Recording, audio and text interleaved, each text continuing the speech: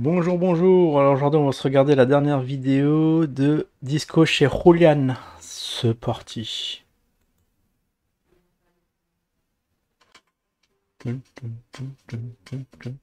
Jean-Marc Depernay, alias Jim le Veilleur, est-il vraiment un escroc? Bonne question. Topo des personnages en 2 minutes. Jim, enfin, Jean-Marc, est autoproclamé éveilleur spirituel. Il se place au-dessus de la masse des endormis, comme il les appelle. C'est un peu le son. Nous pouvons constater les bienfaits de son éveil dans ses vidéos. Il hurle, insulte et rabaisse tous ceux qui ne pensent pas comme lui. Il fait des blagues salaces et répand bon nombre de fake news. L'une de ses plus belles fake news est la suivante.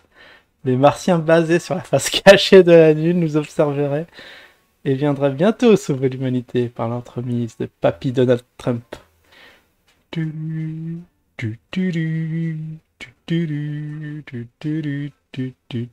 Jean-Marc a quand même réussi à nous dire dans une même phrase qu'il doutait de l'existence des petits hommes verts, mais qu'il était convaincu qu'ils étaient là.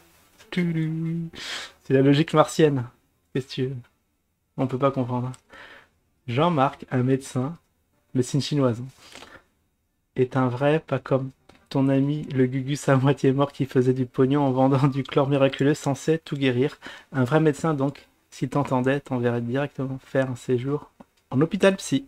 Tulu, tulu, tulu. Jean-Marc a donc fédéré un public fidèle autour de lui, la Gym Team, la Gym, qui lui cire les pompes dans les commentaires sous chacune de ses vidéos. Quand Jean-Marc joue aux pauvres persécutés, ils sont là pour lui rappeler qu'il est un dieu vivant. Ah, bien vu, bien vu. Tout à fait ça. Bien sûr, les sujets de Jean-Marc pensent eux aussi être des éveillés, touchés par la lumière anale de la vérité vraie.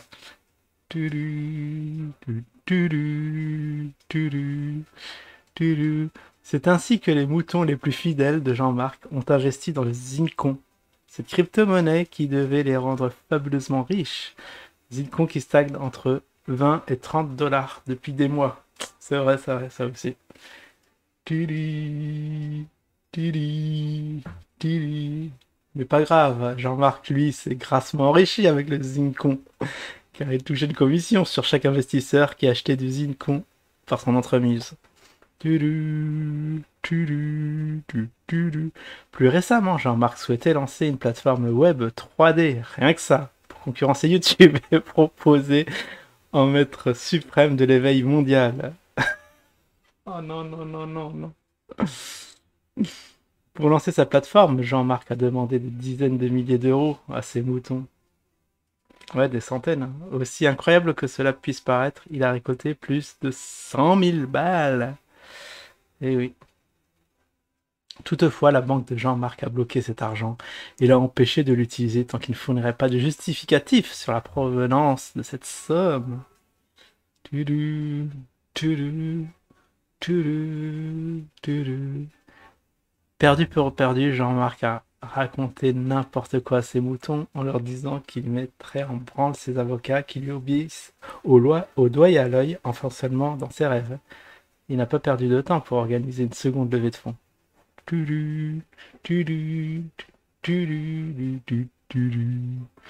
Les moutons ou pigeons de Jean-Marc sont tellement éveillés qu'ils ont aussi vidé leur compte en banque pour lui donner à nouveau plus de 100 000 balles. Personne ne nous croira quand on va raconter ça. On va le prendre pour des fous. Il faut dire que la conscience suprême de Stéphane Blett, qui flotte dans le cosmos depuis que Stéphane s'est suicidé, les guide et leur dit de leur donner tout leur pognon à Jean-Marc.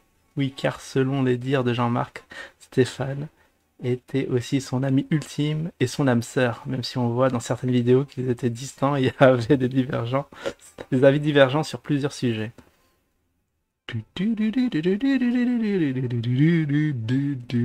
Mais nouveau coup dur pour Jean-Marc.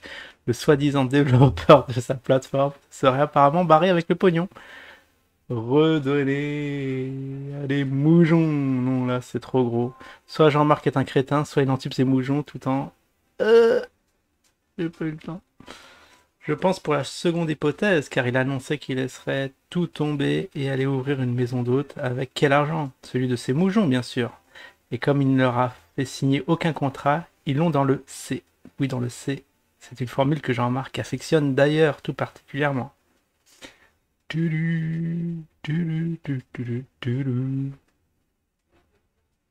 Mais comme Jean-Marc est un mythomane notoire, on peut aussi se demander s'il ne raconte pas des salades. Autant qu'il n'a jamais récolté 2 fois 100 000 euros, mais seulement quelques milliers d'euros qui lui suffisaient pour se faire plaisir tranquillos et se payer d'agréables vacances aux frais de ses moujons.